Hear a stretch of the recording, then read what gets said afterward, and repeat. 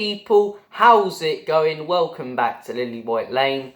Do you know what is a light at the end of the tunnel right now if you're a Spurs fan? Watching this Arsenal downfall, watching Arsenal crumble like a packet of chocolate digestives dumped in a milky tea. Yet again, the same old Arsenal we've been used to for the last 10 years, the Banter Club is back. And it's absolutely fantastic. It's absolutely fantastic. And do you know the funniest thing? They're a bunch of hypocritical scumbags, the Arsenal fans. They really are. Tottenham are bottle jobs, Tottenham bottle everything. Hang on a second. Okay, we bottled a league to Leicester when they were always 3 points clear. Always 3 points clear of us.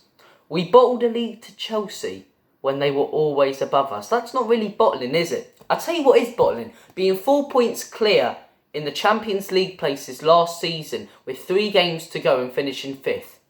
I'll tell you what is bottling. Being 8 points clear 3 games ago this season with a game in hand and now being second in the table. And you want to call us bottle jobs? Your manager, Super Mick Arteta, he's the biggest bottle job of them all. Acting the hard man yesterday, kicking the ball away from De Bruyne. De Bruyne gets up in his face just like Højbjerg did. The man turns into Simon from the In-Betweeners. Sorry. He doesn't want it. He doesn't want it, Arteta. He's an absolute Lego head twat. And he deserves what's coming to him this season. He deserves the downfall of Arsenal. They just wind me up. They really do wind me up. The amount of hate I have for their players, their manager and their fans all season going on. We're top of the league, blah, blah, blah. It's not like they've been bragging at all, right? And once again, you've been put back in your place, Arsenal fans. You've been put back in your place. You've been put back in second in the league table. And do you know what? You'll probably finish third. I think Manchester United will overtake you. I think they're probably a better side, But it's just great to see the downfall of Arsenal. All those Arsenal fans as well going, Gary Neville hates us, Gary Neville despises us. No, he doesn't. Gary Neville just saw the truth. He saw what's happened before. He knows that City are so capable of going on a run and Arsenal have a young team and are so capable of bottling it. And Gary Neville at the minute is getting it spot on. Look, there's still a long time to play, but if Arsenal don't win this league, you'll look at it as them being 8 points clear and not winning it. That is bottling the league. No matter your expectations before the season, they change during the season. So look, it's just great to see. And as much as it's bad and doom and gloom at Spurs right now, that has cheered me up. Same with Chelsea. The downfall of Chelsea, the clubs and the fan bases I hate most in the league. It's just great to see. But all those Arsenal fans, Neville hates us. No, he doesn't. He just saw what was coming, like any logical person did. You were believing your own hype when deep down I think most Arsenal fans knew that they would lose that lead within a few games and go on a bad run because they're so capable of doing it. Their players, in the words of Troy Deeney, don't have any cojones. It was great to see. Absolutely great to see. Tommy Cafu. Tommy Cafu, they were all saying, Tomiyasu's going to come in for Ben White. Tommy Cafu, he's going to absolutely pocket De Bruyne. Did he? Did he really? Tomiyasu cost you 2 goals, lads. Silly backline mistakes. You're playing like Spurs. Not only are you doing the Spurs by bottling it, you're playing like us. Gabriel. That guy is a terrible defender. He's been let off all season by the brilliance of Saliba. How good Ben White's been at right back for them lot and how good Zinchenko or Tierney have been. Because Gabriel, you put him next to, some defenders who aren't as good and put him on that right-hand side, next to Tomiyasu, who isn't as good as Ben White or as solid. He crumbles. The man crumbles under pressure.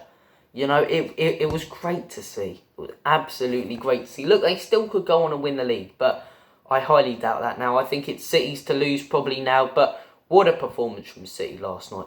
What a performance. Anyway, I had to get off, that off my chest before we start talking about the negativity surrounding our football club.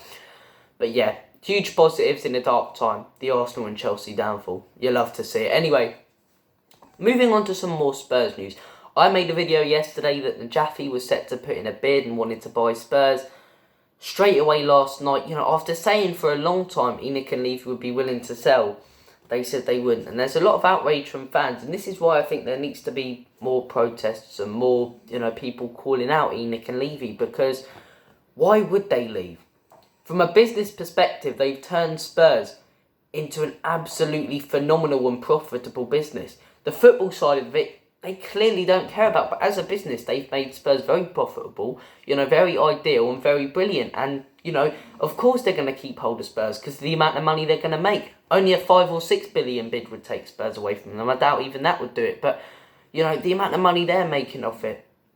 Why would they sell? Why would they sell? You're going to have to force these guys out if you don't want them as our owners. And look, another piece of negative news coming out. Antonio Conte apparently sort of ignored, the doctor's orders to stay in Italy. Came back for a couple of games and now he's been asked to go back to Italy. He's staying in Italy again. Stellini will take over on the weekend. Is that the worst thing, Stellini stepped in for the Man City game. We had our best performance of the season. But Stellini will take over against West Ham. We'll see what happens there. But look, you can't deny, as much people, what's wrong with Antonio Conte this season? This is the normal Antonio Conte. It's not an excuse. It is a reason, potentially, for why things haven't been going as well. Look at the year he's had, man. For a world-class manager, away from management and football, 2 of his best friends have died in Gianpiero and, I forget his name, from Chelsea, but 2 of his best friends have died, in recent times. He's had this thing going on with his stomach.